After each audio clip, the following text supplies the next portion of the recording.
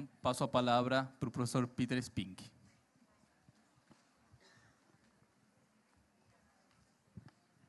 Boa noite.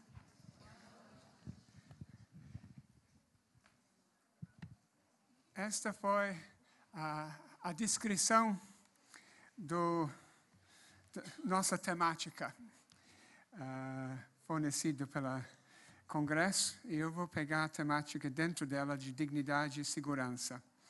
Mas como você vê lá, são temas vastos que se interconectam de maneiras distintas. Essas são a descrição de nossa mesa.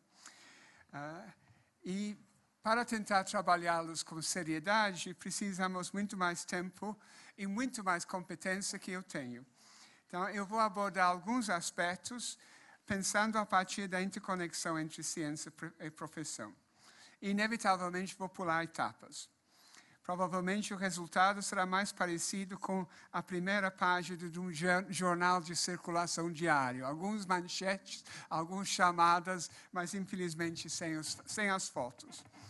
Então, vou iniciar postulando uma relação estreita e recíproca entre sustentabilidade e dignidade, tanto ambientalmente quanto socialmente. Se eu trato um nascente de água com dignidade, ele responderá produzindo um reservatório de água com dignidade. Se eu trato uma floresta com dignidade, respeitando sua idade, suas diferentes espécies, sua ecologia local, ela responderá com a qualidade de ar, umidade e lugares dignos para humanos e não humanos. Se viver com dignidade, base de qualquer noção de cidadania e direitos, é também ter uma qualidade de vida boa. Se é isso, esta qualidade não se refere a mim ou a você, mas a nós, humanos e não humanos coletivamente. Construir a noção de direitos foi uma das mais importantes invenções sociais da humanidade durante os séculos XIX e XX. Ampliar e aprofundar a noção de direitos coletivos ou difusos poderia ter as mesmas consequências para o século XXI. Entre estes, conforme veremos, é a noção de ser seguro em relação ao exercício da cidadania, de ser seguro em relação às instituições, de ser seguro em relação às materialidades e socialidades contidas no horizonte e nos eventos do cotidiano. A discussão da dignidade envolve diferentes disciplinas e profissões, mas sempre pensei que nós, as psicólogas e os psicólogos, têm pelo menos um lugar na mesa principal. Para nós, dignidade não é somente uma noção moral ou uma característica cultural, mas algo presente ativamente no cotidiano. Entendemos o que quer dizer, na intimidade das ações sociais, ser maltratado, ser ignorado, ser discriminado, ter seus direitos violados. Em nossas diferentes maneiras e em todas as partes de nossa profissão, da clínica, das instituições, do social, nos processos educativos e organizacionais, esta temática se faz presente. Mas pergunto, entendemos o que é a dignidade coletiva? Próximo. Poucos dias atrás, o Fórum Brasileiro de Segurança Pública publicou a edição de 2014 do Anuário Brasileiro de Segurança Pública. O relatório, este é o 8º, é disponível para download no site do Fórum. Algumas informações. A cada 10 minutos, uma pessoa é assassinada no Brasil. Desde que nós começamos às 5h30, dá 9 pessoas. Nos últimos 5 anos, 11.197 pessoas foram mortas por policiais no Brasil. Este número equivale ao total de mortos por policiais nos Estados Unidos, normalmente visto como um país bastante violento, durante os últimos 30 anos. 5 anos versus 30 anos. Nos mesmos 5 anos no Brasil, 1.770 policiais também foram vitimados. Foram registrados, em 2013, 50.320 estupros, que, segundo estimativas de subnotificação, provavelmente representa 140.000 estupros. Próximo. O número de pessoas encarceradas no país já atingiu 574 mil, dos quais 40% são pessoas aguardando julgamento. Da população encarcerada, 61% é negro e 55% é jovem. Dos jovens cumprindo medidas socioeducativas, somente 11% estão lá por crimes contra a vida. No estudo feito pela Escola de Direito da Fundação Getúlio Vargas para o anuário, somente 35% dos entrevistados acionaram a polícia quando foram vítimas, e destes, 62% foram insatisfeitos com o serviço prestado. E em termos de confiança institucional, um pouco mais de 50% acreditam que juízes e policiais são, na maioria, honestas, mas somente 32% declararam confiar, de fato, no Poder Judiciário, 33% na polícia e 48% no Ministério Público. E a principal conclusão, próximo, dessas informações seja esta, isso da introdução do anuário. Não vivemos mais apenas uma epidemia de violência, mas nós acostumamos-nos com um quadro perverso que impede que o país se desenvolva e reduza suas desigualdades. Repito, nós acostumamos com um quadro perverso. Ou, para ser mais inciso, nós, caros psicólogas e caros psicólogos, acostumamos com um quadro perverso. Com tantas pessoas sendo mortas, incluindo policiais, com tantas pessoas na prisão aguardando processos, com tantos atos de violência sexual e com níveis tão baixos de confiança institucional, é difícil falar ou até arguir que coletivamente estamos seguros. O resultado, o quadro perverso, infelizmente, é a retórica da violência contra a violência. Eu gostaria de ter mais tempo para aprofundar a retórica da violência contra a violência, porque é muito mais ubíquo do que imaginamos, muito mais preocupante. Se refere não ao óbvio dos mata-bandidos, da rota na rua, mas também aos processos administrativos que presumem que você é culpado, ou que você não é quem você é. A cada momento na vida cotidiana, estamos exigidos a provar que aquilo que falamos é a verdade, que eu sou quem eu digo que eu sou. Uma inversão assustadora da nossa prática moral cotidiana. Como vai? Eu sou fulano. Como vai? Eu sou ciclano. Você imagina que eu virei para Ana e disse, RG, deixa eu ver quem você é de fato. Quem é a sua mãe? Okay? É importante registrar de início que há exemplos e experiências inovadoras e muito bem-sucedidas de segurança coletiva em diferentes partes do país. Suficiente para poder dizer que alternativas são possíveis. Mas, infelizmente, são pontos de luz que são facilmente apagados pela retórica da violência contra a violência. E esta retórica discursiva que leva ao emprego do exército contra a própria população, que leva aos argumentos a favor da redução da maioridade penal, que fortaleça a disciplina rígida e militarizada da hierarquia policial e espalha intolerância por todo lugar. No final da década de 90 e no início do século XXI, tivemos exemplos positivos de policiamento de base comunitária. Mas hoje em dia, em muitos lugares, a presença da polícia no local é vista com apreensão e medo pelos diferentes grupos de base territorial, especialmente pelas jovens. O que aconteceu e como achar um outro caminho? É aqui que eu quero retornar àquela primeira manchete sobre dignidade coletiva e falar um pouco sobre as diferentes tentativas de mudar a maneira em que pensamos sobre ser seguro. Próximo. há, simplificando, duas noções antagônicas em circulação sobre segurança, totalmente antagônicas. A primeira começa com a proteção do Estado e a segunda começa com a proteção humana, ou, se você prefere, com a proteção cidadã. Se perguntarmos em cada caso quem e por que proteger, veremos que as respostas são muito diferentes. Discutir ser seguro com o elemento-chave da dignidade coletiva e cotidiana implica entrar nas tensões e conflitos entre essas duas noções distintas. A ideia de segurança do Estado é produto da gradativa construção do Estado moderno, com uma autonomia territorial que precisa ser protegida. Tratados de paz e de convivência geográfica regional são parte desta proteção, como também é a noção de defesa.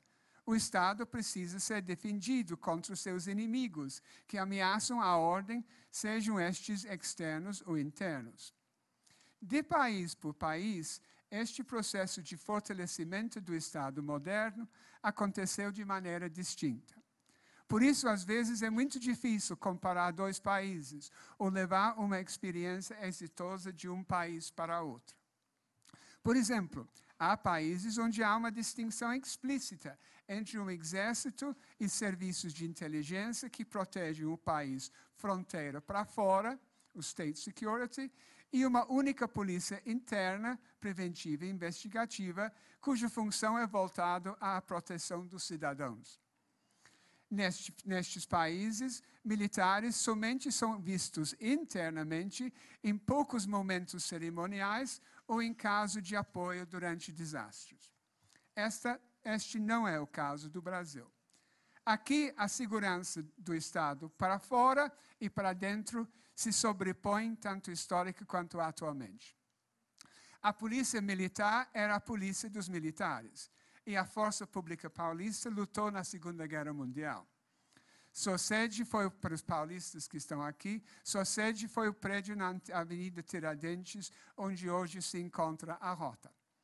Constitucionalmente, a polícia é subordinada ao exército em muitos aspectos chaves, e seu código de conduta interno da polícia militar é por todos os efeitos militar. Quer dizer, se reflete a necessidade de garantir que, no calor da batalha, cada um segue as ordens do seu superior. Esta é a função de códigos militares. Qualquer ideia de atenção às demandas da sociedade civil e de subordinação à vida cívica coletiva não faz parte da obediência verticalizada.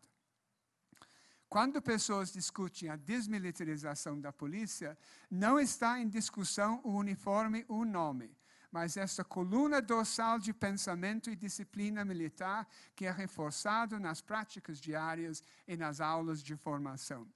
E, para ser justo, a grande maioria das policiais operacionais que estão nas ruas e nas cabines das bases móveis também quer a desmilitarização. Se você precisa de um exemplo simples deste processo de militarização, é somente assistir a uma apresentação do coro de polícias militares no evento social. Ou observar policiais quando participam das discussões sobre políticas públicas e encontros com organizações da sociedade civil. São quase sempre, para não dizer sempre, armados, porque eles estão em uniforme.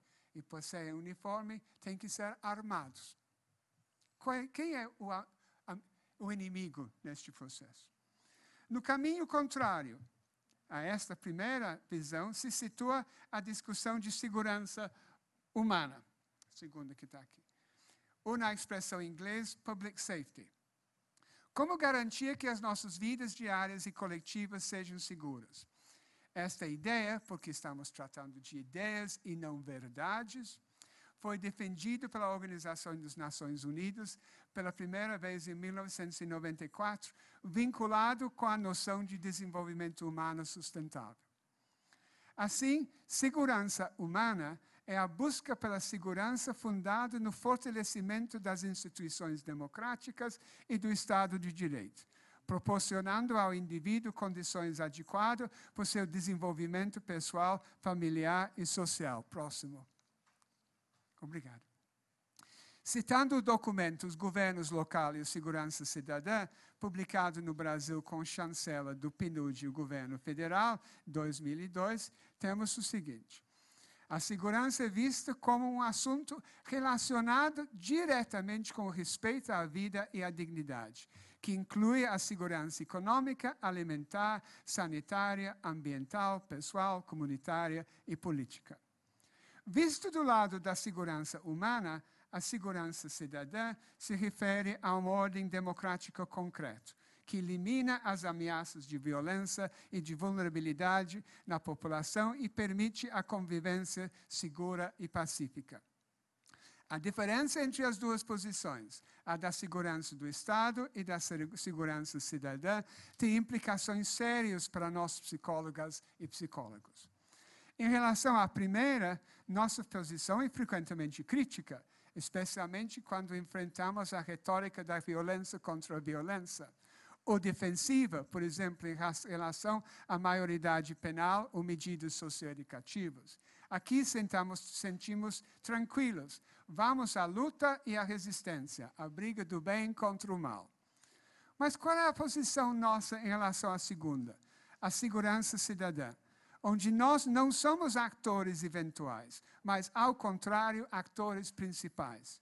Somos nós que nos encontramos nas áreas da saúde, da educação, na assistência, no desenvolvimento comunitário, nos programas de desenvolvimento local, de emprego e de habitação. E como atestam os documentos do Conselho Federal e demais conselhos, somos nós uma das espécies-chave na floresta das ações públicas. Usa a expressão floresta de maneira metafórica. Afinal, estamos construindo a primeira página do jornal e queremos que pessoas vão ler um pouco mais do nosso jornal. Entretanto, quando converso com colegas ativas nesses diferentes campos de atuação, a ideia de uma floresta, o mato, talvez, é uma imagem que aparece. Da dificuldade de ver as conexões, da precariedade das inserções laborais, das incompatibilidades entre os programas diferentes de governos de diferentes níveis, das tensões entre esferas distintas de governo ou de jurisdições conurbadas nas áreas metropolitanas. Aqui vem meu último manchete. O oposto de ser seguro é ser inseguro. Provavelmente sabemos o que é ser inseguro porque temos uma noção de vulnerabilidade. Vulnerabilidade vem da ideia de ferir. Alguém é vulnerável porque pode ser ferido. E para ser ferido é necessário algo que pode ferir e uma ausência de proteção. Os dois se interrelacionam. Quanto maior as ameaças, mais a vulnerabilidade. Quanto menos protegido, mais vulnerável. Um momento de reflexão do dia a dia de cada um vai trazer imagens, sentidos e memórias de vulnerabilidade, de um senso de fragilidade diante dos eventos, da falta de proteção, de um momento quando, até por razões pessoais, somos menos resistentes. Ao se tratar da vulnerabilidade em relação à segurança humana, é interessante pensar em 3 eixos: a vulnerabilidade institucional, material e social. Muitas vezes são tratados pela ordem inversa, iniciando pelo social. E isso porque temos uma tendência de localizar os problemas nas pessoas, de individualizar a situação de cada um, mesmo não querendo também responsabilizá-los. É assim que chegamos à importância da conectividade. Se as diferentes atividades públicas que fazem parte de nosso cotidiano não conversam entre si, ou pior, nem estão presentes, a vulnerabilidade aumenta e junto à insegurança humana. Conectividade, gente, não é redes sociais, e muito menos Facebook. Estes e outros meios são apoios à conectividade, mas a conectividade é mais substantiva e menos intangível. Se refere às relações duradouras que ampliam as possibilidades de ação, Ao conectar uma casa à rede de água, de esgoto, à rede de eletricidade, ao trazer alguém novo dentro de um círculo de amigos existentes, ao ajudar trabalhadores públicos de áreas diferentes a discutir problemas comuns, juntam-se partes e ampliam-se horizontes e coletividades. Conectar, juntar A com B, não somente alonga as possibilidades de ação, esticando redes para lugares novos, mas também adensa as possibilidades existentes. Neste sentido, conectividade é uma característica fundamental de qualquer comunidade. E um aspecto importante da sua capacidade de resistir e responder. Na área pública, a preocupação com conectividade emerge ao olhar a maneira em que os diferentes serviços chegam no dia a dia de cada um. No olhar do gestor, o executivo, presidente, governador, prefeito, secretário, os diferentes serviços são como os diferentes componentes de um leque, cada um indo em direção à sociedade e eixos e ângulos diferentes. Sua preocupação é com a interseção, sua coerência enquanto plataforma ou agenda de governo e com as diferentes ações enquanto recursos e investimentos. No olhar do cidadão, no dia a dia, a situação é o inverso. Sua, nossa, minha, de vocês, realidade social e material é composta por questões, problemas, demandas e direitos diferentes, que de uma pessoa para outra são constituídos de formas distintas. Uma mãe solteira com criança pequena que precisa trabalhar, uma pessoa idosa com dificuldade de locomoção, um jovem buscando uma biblioteca para ler livros que a escola não tem, alguém buscando emprego, outro buscando inserções culturais, esportivas. Seu dia a dia em relação à ação estatal é feito de diferentes pedaços de diferentes assuntos. E estes, por sua vez, são tratados por diferentes pedaços das diferentes organizações que sentam semanalmente na mesa do gestor e falam sobre transversalidade e intersectorialidade. No olhar do gestor, a preocupação é com a implementação. No olhar do cidadão, seus familiares, amigos e vizinhos, a preocupação é questão de local e acesso. Onde que eu tenho que ir? E o que eu tenho que fazer para resolver isso? Como que eu ponho meu filho na escola? Onde eu resolvo esta questão? Se há, próximo, um grau razoável entre os dois olhares, dos gestores e dos cidadãos, ao ponto que os formuladores de ações e implementadores de serviços, de fato, levem em conta o dia a dia das pessoas para as quais as ações e serviços são orientados. E se os que buscam atendimento e as que buscam atendimento têm espaços de encontro para discutir a evolução de demandas e qualidade do serviço, o resultado será um impacto positivo na segurança cidadã. No caso contrário, quando há falta de sintonia entre os dois olhares, e onde a organização do primeiro e suas orientações operacionais não levam em consideração o olhar do dia a dia, a partir do cotidiano das pessoas e suas inserções distintas em pedaços de pedaços de pedaços, a consequência será o aumento e não a diminuição das vulnerabilidades presentes. Não somente sociais e materiais, mas agora, pior ainda, institucionais. Em muitos lugares no nosso país, somos conscientes das vulnerabilidades sociais. Mas, durante muito tempo, estas foram consideradas estas consequências de problemas de pessoas e pequeno grupo. Ou seja, quando não individualizados, foram particularizados. Pouco a pouco, às vezes lentamente quase parando, foi-se reconhecendo o impacto das vulnerabilidades materiais nas vulnerabilidades sociais. Pouco a pouco, às vezes quase parando. Falta ainda a terceira dimensão, de reconhecer a seriedade do impacto nas vulnerabilidades sociais e materiais da vulnerabilidade institucional. Termino, próximo, com esta observação.